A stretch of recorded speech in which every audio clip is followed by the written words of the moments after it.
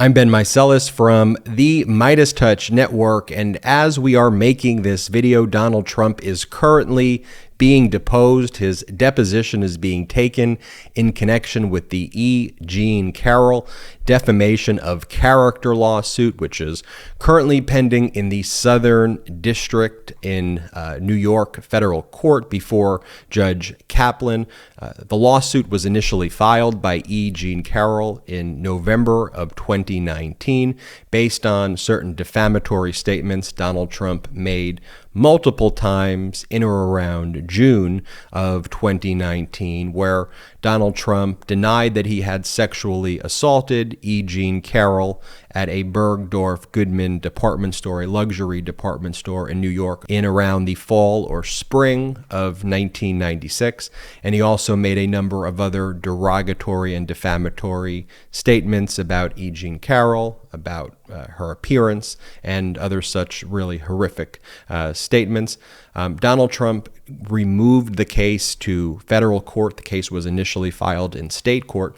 The way he removed it to federal court is he had Bill Barr assert that Donald Trump was not the correct defendant in the case, but instead the United States government should be substituted in and Donald Trump should be removed from the case, which would have the impact of dismissing the entire case. And what Bill Barr argued is that Donald Trump is a federal employee and his statements about E. Jean Carroll were within the course and scope of his employment as a federal employee as the president. In other words, he was just doing his job as the president when he defamed a sexual assault victim. And because the United States government has not waived sovereign immunity, it's a very technical legal doctrine, but has not allowed itself to be sued for defamation lawsuits, the impact of substituting in the United States would have the effect of dismissing the entire lawsuit. Some motions were filed before the district court judge, the federal court, after it was removed from the state court to the federal court. The federal judge found that the United States was not the proper party to be substituted in, and that the case should proceed. Donald Trump filed an appeal to the Second Circuit Court of Appeals, which oversees the Southern District Federal Court in New York. The Second Circuit had found that Donald Trump was indeed a federal employee, but on the issue of whether his actual statements that he made in June of 2019 were within the course and scope of his employment as a federal employee, they did something called certifying the question. So they sent that question to the highest court in Washington, D.C., the D.C. Court of Appeal, for them to answer that question. And so we are waiting on the D.C. Court of Appeal to answer that question. And Donald Trump has been seeking to delay his deposition. He did not want this deposition to go forward. The district court judge, Judge Kaplan, ordered Donald Trump to be deposed. Justice delayed is justice denied is essentially what Judge Kaplan said. And so the deposition is taking place today, Wednesday, October 19th. It's taking place at Mar-a-Lago. Now, we've heard a lot about there's a deposition taking place or Trump is being deposed, but no one really explains what that means, that there is a deposition or what a deposition is. I've taken and I've defended thousands of depositions in my legal career, so let me just explain to you what a deposition is and what to expect during today's deposition. So a deposition is testimony under oath, under penalty of perjury. And while it often takes place in conference rooms, it takes place in law offices, rarely will take place in a court, if ever. In the post-COVID world, depositions often take place through Zoom. Oftentimes, lawyers will try to accommodate each other's locations and preferred locations in the post-COVID world more than they did in the pre-COVID world. But the testimony has the same force and effect as though it was under penalty of perjury in a court of law. And there's no judge, almost always, never a judge, in the deposition room when the deposition is actually being taken. And so while the parties may object during the deposition to certain questions, unless there is a privilege that the person being deposed is asserting, and the lawyer instructs the person answering the questions not to answer, the only really grounds for someone not to answer a question, even if the question is objectionable, is on the grounds of attorney-client privilege or some other privilege. If someone pleads the Fifth, for example, you can't force them to answer the question if they invoke their Fifth Amendment rights against self-incrimination, or if the lawyer of the person being deposed, the witness who's being asked the question, says, objection, attorney-client privilege, I'm instructing the witness not to answer. In that case, the witness wouldn't answer. But the standard for what types of questions that you can ask at a deposition is a different standard than the standard for what you can ask a witness at trial, because a deposition is part of the process in a case called discovery, and the discovery process, the standard for getting information, is not relevance. The standard, I'm oversimplifying it here a little because there's been some changes and there's some variations in states, but is the information that I am seeking during discovery, through my questioning, through my requests, is it reasonably calculated to lead to the discovery of admissible evidence? So let me just try to break that down for you. So during an actual trial, the only evidence that can actually enter an actual trial is evidence that is admissible, and the evidence has to be relevant and admissible to come into trial, and the judge during the actual trial functions as a gatekeeper. And a judge may not allow certain evidence in because it's not relevant at all. It could be inadmissible hearsay.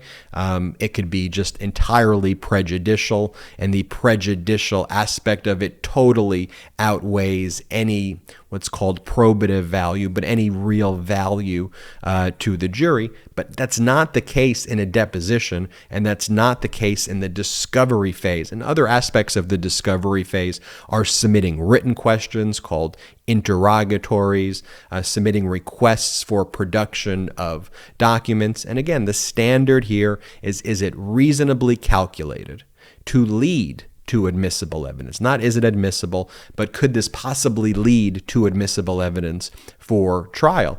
And the lawyers representing the individual being questioned can't object and say, objection, that's not relevant to the case. That's not a valid grounds for an objection. Or even objections on the ground of hearsay, even objections on the ground of, the question is overbroad, or the question is, vague and ambiguous. You can say objection, but the purpose of just saying the objection, you can't instruct your own witness not to answer the questions.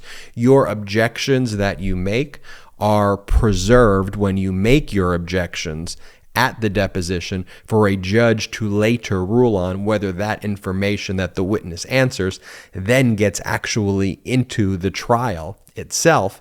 But what you'd have to say is objection, vague and ambiguous, objection, it's not relevant, objection, calls for speculation, but the witness then has to answer the question. The witness can't avoid or evade answering the question. Now, could the witness say, I don't recall, I can't recall? Of course, the witness can say they don't recall anything, but let me explain to you why with Donald Trump that's going to be very difficult. And if he says, I don't recall and I can't recall, why that's going to be very harmful for him in the civil lawsuit that's taking place. And just remember, E. Jean Carroll's lawsuit is a civil lawsuit. It is not a criminal case.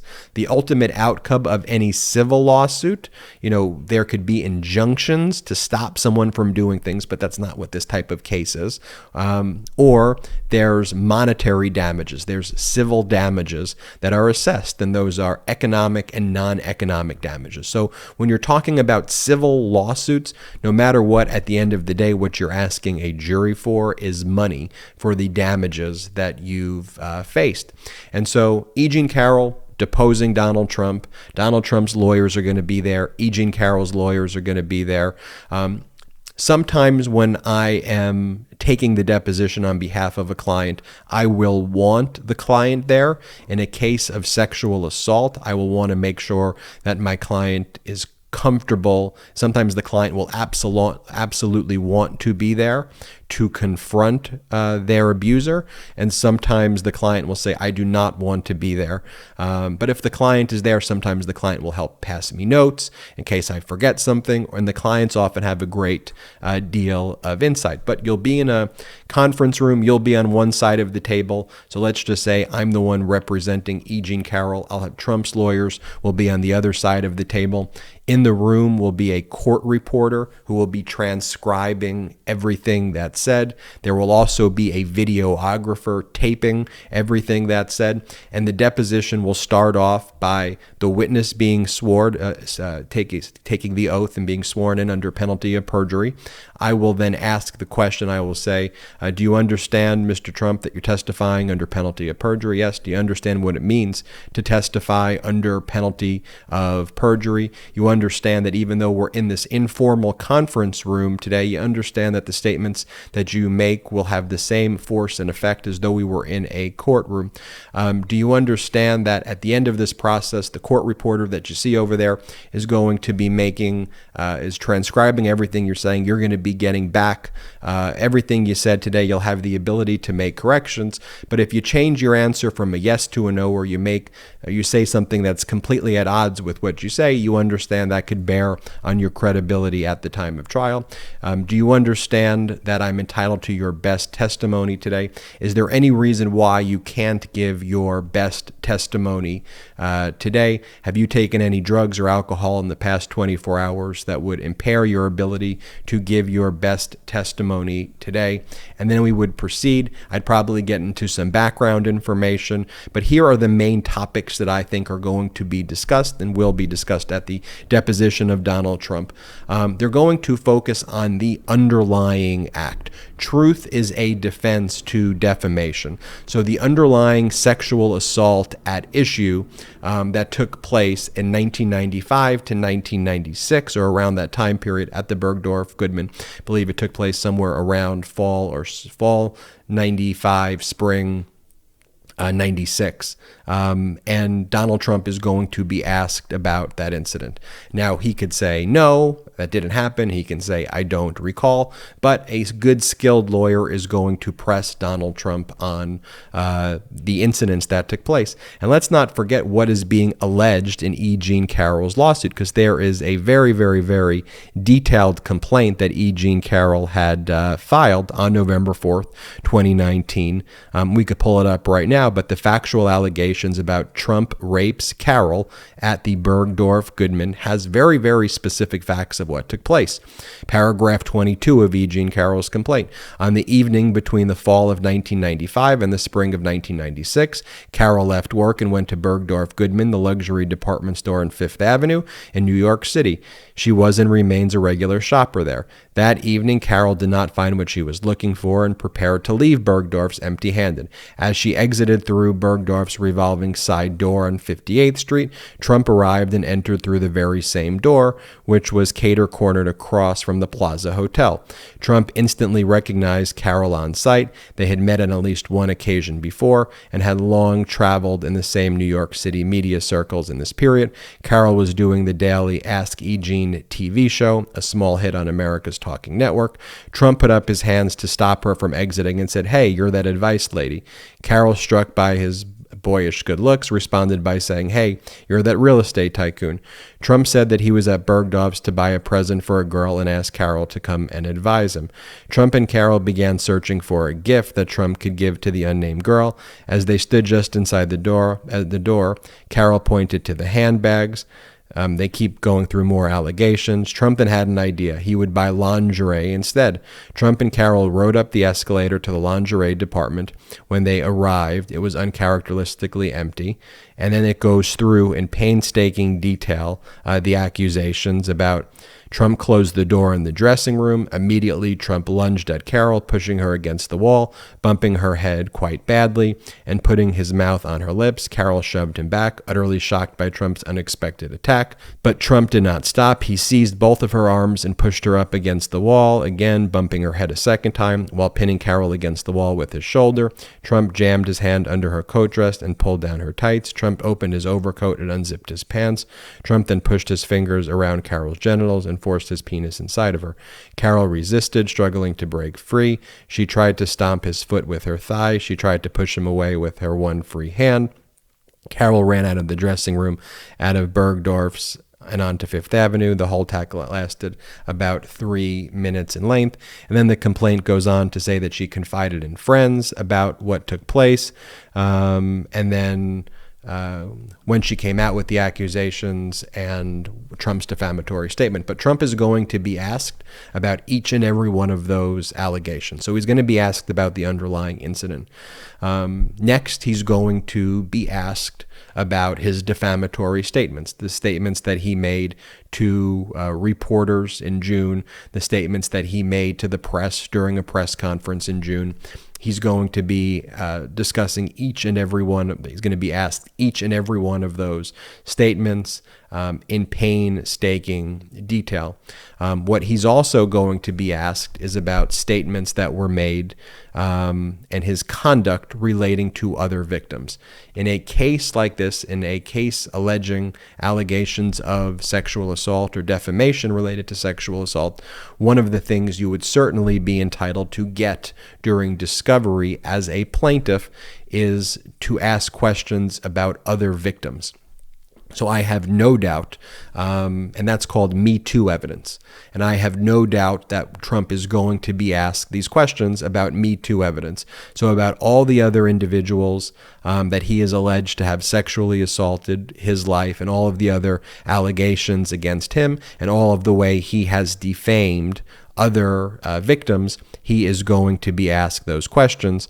And the lawsuit that was filed in November of 2019 details in painstaking detail the accusations that have been made against Trump by other victims and Trump's statements about other victims and how he tried to defame them and how he did defame them at rallies, to the press, and at other events. So Trump is absolutely going to be asked all of those questions.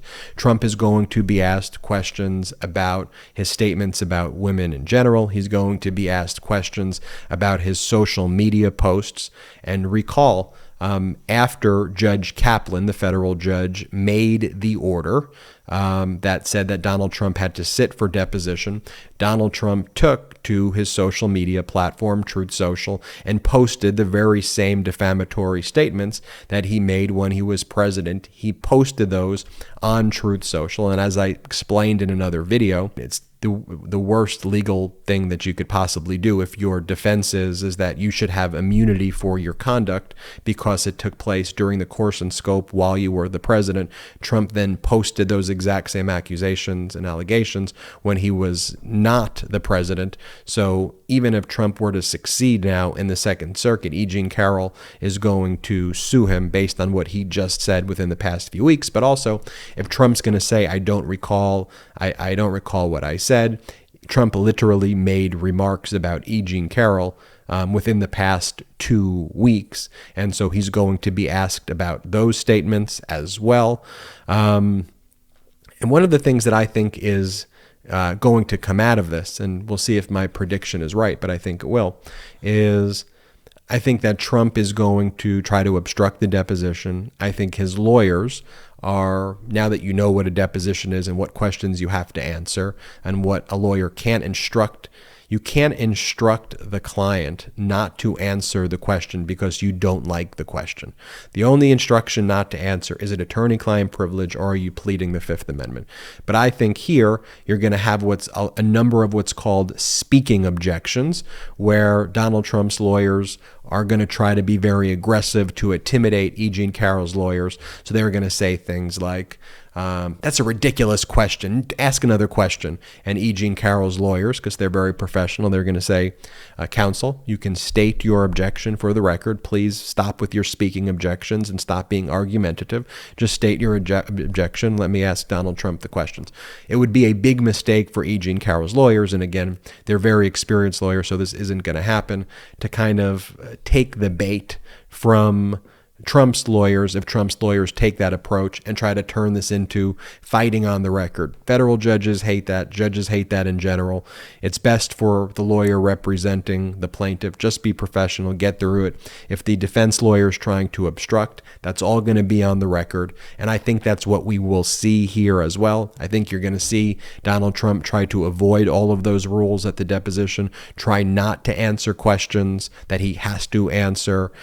He's going to be instructed not to answer questions that he should. He's going to assert privileges that he should not be entitled to actually make certain privilege claims. And so what I expect to come out of this deposition is what's called a motion to compel further testimony, which means I think E. Jean Carroll's lawyers, I would be shocked if I'm wrong here, that Donald Trump is going to be cooperative during this deposition. But I think E. Jean Carroll's lawyers are going to say Donald Trump refused to ask certain questions, and his lawyers engaged in conduct that obstructed the deposition. We want to seek sanctions and a second deposition of Donald Trump. Please compel him, judge, to answer these questions under a penalty of eventually contempt if Donald Trump does not answer those questions. So I would expect that we're going to see a motion to compel come out of this. Again, I'm not in the deposition room, but just knowing how Trump behaves and acts and how his lawyers generally do, knowing how thorough and what a good job E. Jean Carroll's lawyers will do, I think there's no way that Donald Trump is going to sit there for 7 hours. By the way, it's a 7-hour deposition at least. And he's going to sit there for 7 hours, answer all of the questions, and not try to cut it short or obstruct it or engage in some circus-like behavior or other improper behavior. So watch for a motion to compel. But we will keep you posted here with all of the developments on the MeidasTouch Network. I'll keep you updated what happened with the deposition, what comes next. Will there be a motion to compel? We'll keep you posted. For now, I'm Ben Meiselas from the MeidasTouch Network. Hey, hit the subscribe button. We're on our way to 1 million subscribers. Thanks to you. Hit subscribe right now. In addition, if you want to help grow this independent media network, here's what you can do.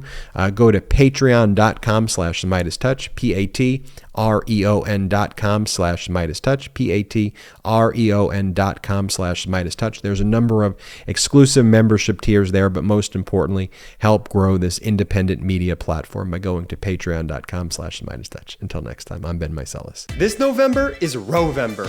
MeidasTouch just released its brand new collection of Rowvember t-shirts and pins to let the country know what's at stake this upcoming midterm election.